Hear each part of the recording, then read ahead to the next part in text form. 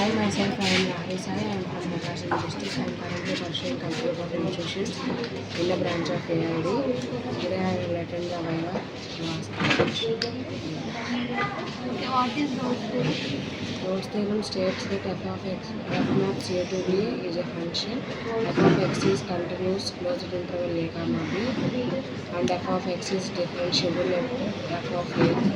F of x is differentiable at a open interval a comma b. F of a is equal to f of b.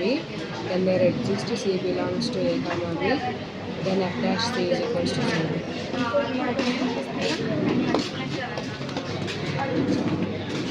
Pythagoras theorem states that f naught a to b is a function. Then f of x is continuous at closed interval a comma b. F of x is differentiable at open interval a comma b. F of a not equals to f of b. There exists c belongs to a comma b. F dash c is equal to f of b. What is the difference between Lagrange Rhodes theorem f of a is equal to f of b. Any particular specific reason for why you use the Rhodes theorem against The continuous not differentiable, so we can show what is stationary bond?